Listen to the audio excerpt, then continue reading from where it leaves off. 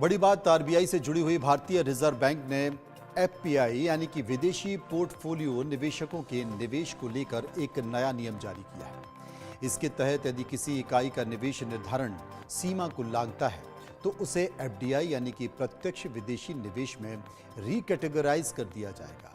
इसका अर्थ यह हुआ कि निवेश की सीमा लांघने पर एफपीआई एफडीआई में तब्दील हो जाएगी। अब संबंधित एफपीआई को भारत से आवश्यक अप्रूवल और संबंधित भारतीय निवेशकर्ता कंपनी की सहमति लेनी होगी। सवाल यह भी है कि विदेशी पोर्टफोलियो निवेशक कितना निवेश कर सकते हैं।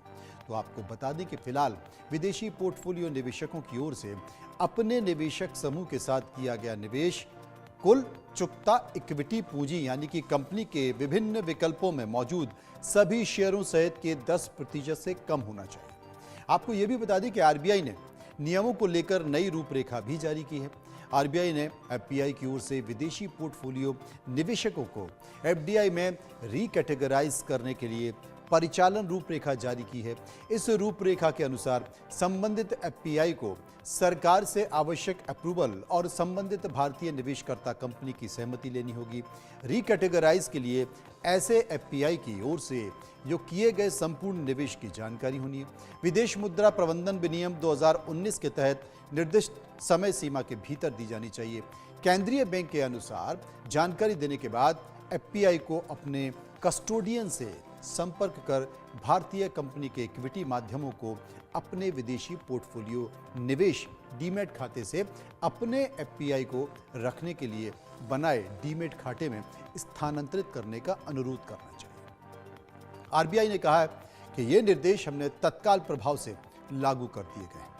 इसके साथ साथ जो तमाम सारी चीजें हैं वो ये कहती हैं ग्राफिक के जरिए, अगर आप देखेंगे तो आपको समझ में आएगा कि आखिर ये चीज़ क्या है, क्योंकि इससे आप धोखाधड़ी से बच पाएंगे और जो विदेशी फ्रॉड बहुत हो रहे हैं कम से कम उन्हें इसकी आपको जानकारी मिल पाएगी।